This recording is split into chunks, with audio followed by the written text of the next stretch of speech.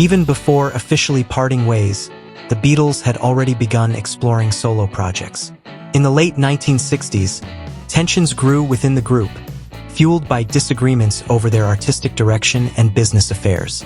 The recording sessions for 1968's The White Album were famously turbulent, leading Ringo Starr to temporarily leave the band during the making of Back in the USSR.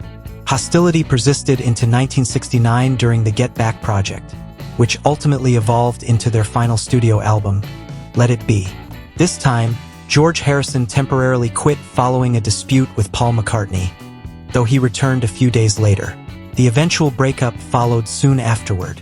While the public announcement came in 1970, the split had effectively begun the previous year when John Lennon told the others he wanted what he described as a divorce from the band.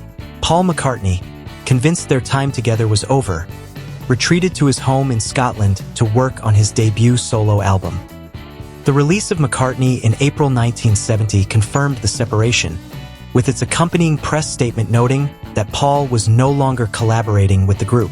The Beatles' swan song, Let It Be, came out the following month, marking the official end of their partnership. By this time, John Lennon had already ventured into independent music projects. In 1968, alongside his second wife Yoko Ono, he formed the Plastic Ono Band. The couple produced 2 volumes of experimental recordings titled Unfinished Music in 1968 and 1969. The band's debut single, Give Peace a Chance, was written by Lennon as a protest against the Vietnam War. Released in July 1969, it became an anthem for the American anti-war movement throughout the 1970s and reached number 2 on the UK charts. The track was recorded during the penultimate day of John and Yoko's bed-in demonstration in Canada.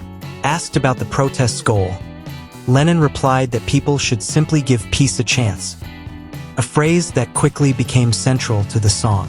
The recording took place in room 1742 of Montreal's Queen Elizabeth Hotel, with numerous journalists and celebrities present.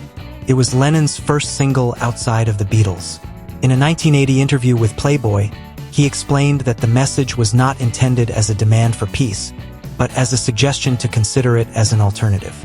He reflected that after spending weeks being interviewed about peace from bed, the phrase had naturally emerged, either from himself or Yoko, and evolved into a song.